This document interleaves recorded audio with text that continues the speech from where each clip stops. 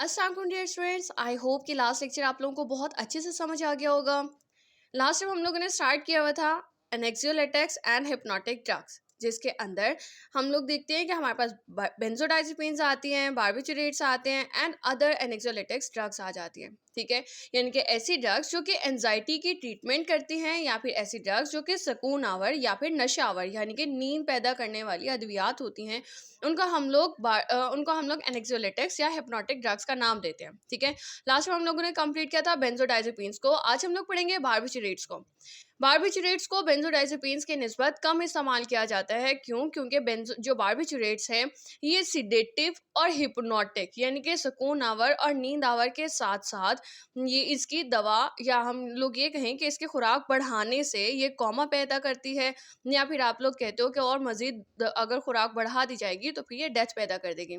ठीक है, यानी कि हम लोग ये कहते हैं कि हमारे पास जो mean 6 stages of aerogel scale है। ठीक है, जिसमें हम लोग कहते हैं एक अवेक आ जाता है, देन सिडेशन आती है, स्लीप, एनेस्थीसिया, कोमा और फिर डेथ। ये 6 की 6 स्टेजेस जो है वो बार्बिचुरेट्स जो है वो पैदा करती हैं। नंबर 1 अवेक पैदा करती है। ठीक है, फिर सिडेशन नींद पैदा करेगी, सॉरी सिडेशन सुकून पैदा करती है, फिर स्लीप यानी कि हिप्नोटिक इफेक्ट होता है, यानी कि हम लोग कहते हैं कि नींद पैदा करती है, एनेस्थीसिया हिस्स का ख़त्म हो जाना, कोमा, और फिर बाद में और मज़ीद उसकी खुराक बढ़ाएंगे तो डेथ। यानी कि इसकी खुराक बढ़ाने से या कम करने से ये मुख्तलिफ किस्म के इफ़ेक्ट्स को पैदा करेगी। ठीक है, यानी कि पूरे के पूरे 6 स्टेजेस ऑफ एरोजल स्केल ये पैदा कर सकती है। जबकि अगर हम लोग सिर्फ और सिर्फ बेंजोडाइजेपिन्स की बात करें तो बेंजोडाइजेपिन सिर्फ सिडेशन और स्लीप यानी कि हिप्नोटिक इफेक्ट पैदा करती है। राइट, इसके साथ साथ हम लोग बार्बिचुरेट्स को बेंजोडाइजेपिन्स की निस्बत कम इस्तेमाल करते हैं। क्यों? क्योंकि ये बॉडी के अंदर टॉलरेंस पैदा कर देते हैं, यानी कि बर्दाश्त पैदा कर देती है, और इसके साथ साथ फिजिकल डिपेंडेंसी पैदा कर देती है, या फिजिकल डिपेंडेंट हो जाता है इंसान इसके लिए।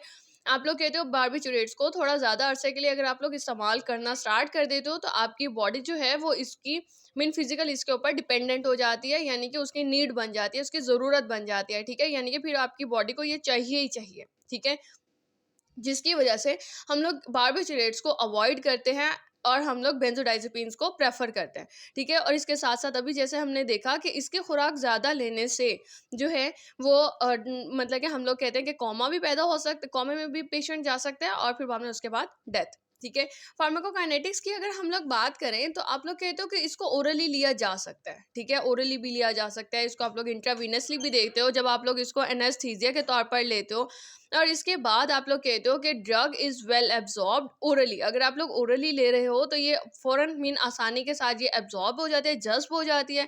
जज़्ब होने के बाद आपकी पूरी की पूरी बॉडी में through out the body well distributed यानी कि अच्छे से फैल जाती है।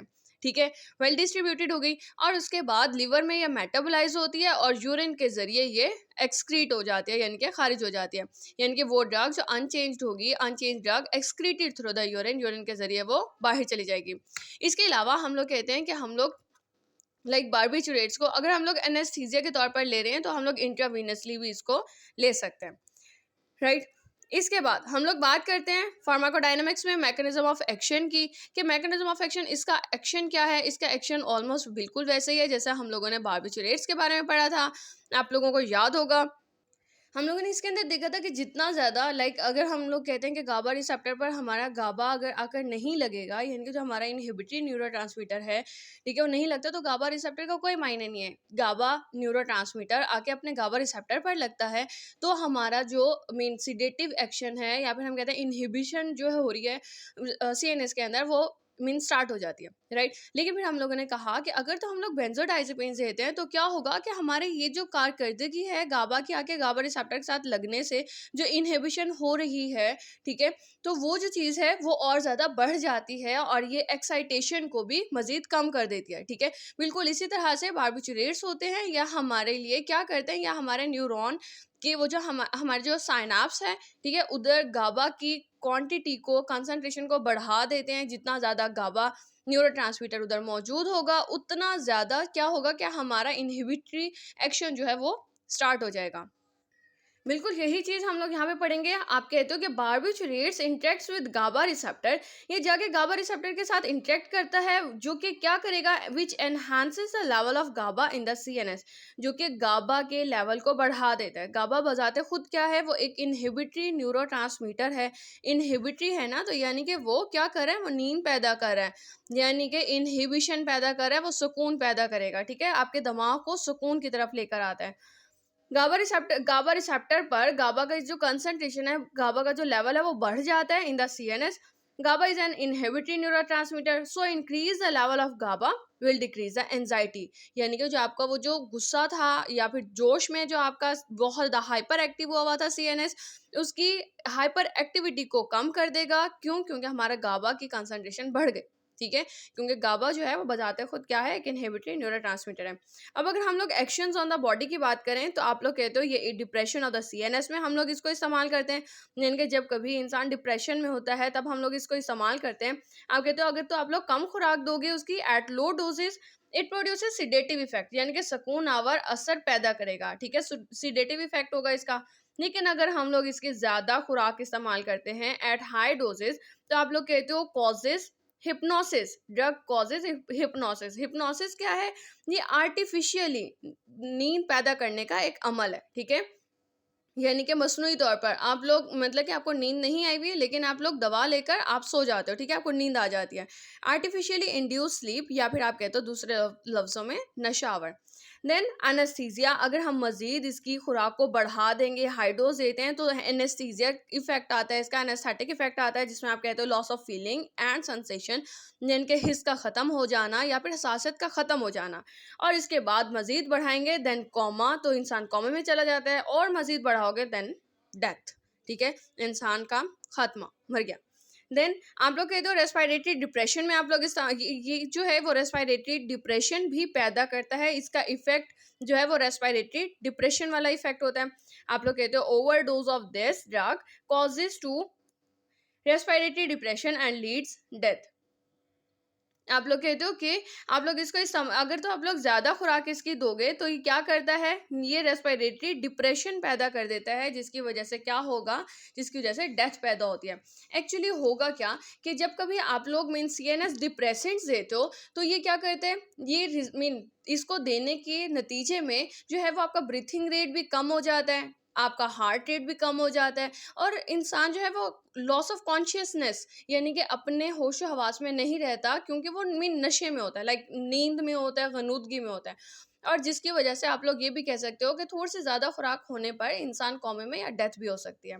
आप लोग कहते हो ये जो decrease rate of mean breathing है, यानी कि सांस का निज़ाम तनफ़ुस का दब जाना, या फिर सांस का जो रफ्तार है कम हो जाना, ये किस लिए होती है कि आपकी जो ऑक्सीजन है वो हार्ट तक इनफ नहीं पहुंच पाती, जिसकी वजह से आपका सांस भी मीन शॉर्टनेस ऑफ ब्रेथ भी होता है। ठीक है, यानी कि रेट ऑफ ब्रीदिंग भी कम हो जाता है, और इसके साथ साथ जो है वो आपके मीन हार्ट पे भी असर पड़ता है।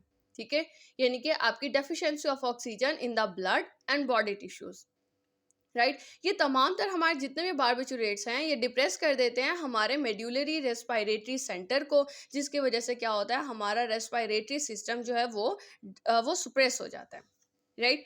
इसके बाद हम लोग बात करते हैं थेराप्यूटिक यूजेस की, कि हम लोग इसको कहाँ कहाँ इस्तेमाल कर सकते हैं। ये हम लोगों ने देखे थे कि उसके असरात क्या क्या थे। ठीक है, यानी कि सीएनएस में डिप्रेशन का असर पैदा करता है, और इसके साथ साथ रेस्पिरेटरी डिप्रेशन पैदा करता है। अब हम लोग उसको इस्तेमाल कहाँ कहाँ कर सकते हैं, हम लोग कहते हैं इसको आप लोग एंजाइटी में इस्तेमाल करते हो। ठीक है, एंजाइटी में इस्तेमाल करते हो जब आपका सीएनएस ओवर एक्टिव हुआ होता है। ठीक है, यानी कि हाइपर एक्टिव हुआ हुआ है, उस टाइम पर नर्वस टेंशन में, यानी कि जहनी दबाव में भी आप लोग इसको इस्तेमाल करते हो, या फिर जहनी तनाव में। ठीक है, फिर आप लोग कहते हो इंसोम्निया में, नींद ना आ रही हो तब भी आप लोग इसको इस्तेमाल करते हो। और इसके बाद आप लोग कहते हो बारबिटूरेट्स लाइक थायोपेंटाल, जो कि आपका अल्ट्रा शॉर्ट एक्टिंग मीन एक एजेंट है बारबिटूरेट। आप लोग कहते हो थायोपेंटाल को आप लोग इस्तेमाल करते हो एनेस्थीसिया पैदा करने के लिए, टू इंड्यूस एनेस्थीसिया, जिसको आप लोग इंट्रावीनसली इंजेक्ट करते हो। ठीक है, यानी कि डायरेक्ट ब्लड में लगाते हो। फिर आप कहते हो इस ड्रग को इस्तेमाल करते हो to treat epilepsy and anticonvulsant, ठीक है, यानी कि एपिलेप्सी के तौर पर भी इस्तेमाल करते हो, मिर्गी यानी कि मिर्गी के दौरे पड़ते हैं उस टाइम पर भी आप लोग इस्तेमाल करते हो इसको, और इसके साथ साथ आप लोग इसको इस्तेमाल करते हो एज एन एंटी कन्वल्सेंट, यानी कि दौरों में आप लोग इस्तेमाल करते हो इसको। और लास्ट में आप लोग कहते हो कि it is also use in the treatment of eclampsia. Eclampsia के साथ साथ आप लोग कहते हो इसको सीजर्स में भी इस्तेमाल किया जाता है और स्टेटस एपिलेप्टिकस में भी। एक्चुअली आप लोग कहते हो सीजर्स क्या होते हैं, यहाँ पर हम लोग देख लेते हैं कि सीजर्स होते क्या हैं। सीजर्स आम जुबान में जिसे आप लोग कहते हो कि दौरे पड़ना, ठीक है। यहाँ पे हम लोग मिर्गी के दौरे की नहीं बात करें, हम लोग सिर्फ सीजर्स झटकों की बात कर रहे हैं। लाइक हम लोग कहते हैं जी झटके पड़ रहे हैं, वो किस लिए होता है कि आपकी sudden uncontrolled burst of electrical activity होती है आपकी ब्रेन के अंदर, यानी कि आपके न्यूरॉन्स की डिस्टर्बेंस की वजह से, यानी कि डैमेज होने की वजह से आपकी electrical activity in the brain जो है वो अनकंट्रोल्ड हो जाती है, आपके मीन बॉडी के बस में नहीं रहती, जिसकी वजह से क्या होगा कि आपके बिहेवियरल चेंजेस पैदा होती हैं, एबनॉर्मल मूवमेंट यानी कि हरकत पैदा होती हैं आपकी बॉडी के अंदर, यानी कि बॉडी का हरकत करना, और फिर यानी कि लेवल्स ऑफ कॉन्शियसनेस यानी कि आप लोग कहते हो वो भी आपका तब्दील होता रहता है, ठीक है। या फिर आप लोग कह सकते हैं कि लॉस ऑफ कॉन्शियसनेस, ठीक है, यानी कि आपका जो होश हवास है, इंसान अपने होश हवास में नहीं रहता। फिर आप कहते हो स्टेटस एपिलेप्टिकस में भी हम लोग बार्बिचुरेट्स का इस्तेमाल करते हैं, कब? आप कहते हो सीजर, ये स्टेटस एपिलेप्टिकस क्या है, ये एक सीजर्स की किस्म है जो कि रहती है 5 मिनट तक, ठीक है, ये सॉरी 5 मिनट से ज़्यादा रहती है, और आप लोग कहते हो कि और having more than one seizure within a 5 minute period, या फिर आप लोग कहते हो एक से ज़्यादा सीजर यानी कि झटके पड़ते हैं 5 मिनट के दौरानिए में, जिसके अंदर आप लोग उस मीन एक दफ़ा 2 दफ़ा झटका पड़ने के बाद भी इंसान अपने कॉन्शियस अपने होश हवास में नहीं आता, ठीक है, इन झटकों के दौरान। नेक्स्ट वन आप लोग कहते हो कि आप लोग बार्बिचुरेट्स को एक्लेम्शिया में भी इस्तेमाल करते हो। एक्लेम्शिया क्या होता है?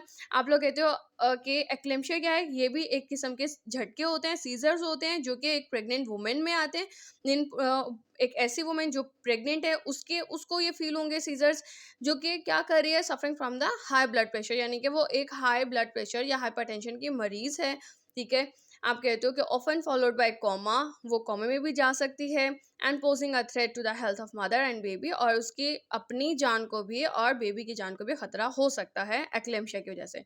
आप लोग कहते हो it develops from the pre eclampsia, eclampsia जो है वो प्री एक्लेम्शिया की वजह से पैदा होता है, जिसमें क्या होता है, ब्लड प्रेशर बढ़ जाता है, और यही प्रेशर यानी कि, या फिर आप दूसरे लफ्ज़ों में ये कहते हो कि ये जो प्रेशर है वो ब्लड वेसल्स पे पड़ता है, जो कि leads to the swelling in the brain, जिसकी वजह से सीजर्स यानी कि झटके पड़ते हैं, ठीक है।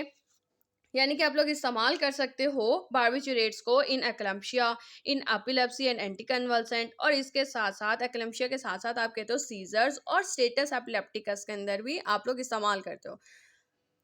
एक्लेम्शिया के आम जो सिम्टम्स हैं वो कौन से हैं, यानी कि ब्लड प्रेशर का बढ़ जाना, हेडेक सर दर्द होना, या फिर ब्लड विजन यानी कि नज़र का धुंधलापन।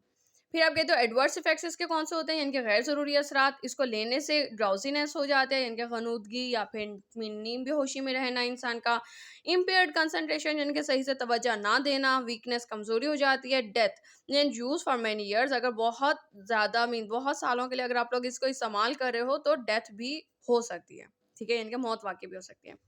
आई होप कि आज का लेक्चर आप लोगों को समझ आया होगा। अगर आपको कोई भी क्वेश्चन हो तो आप लोग मुझसे कमेंट सेक्शन में क्वेश्चन कर सकते हैं, और अगर आपको समझ में आया then like this video. Thank you so much. अल्लाह हाफ़िज़।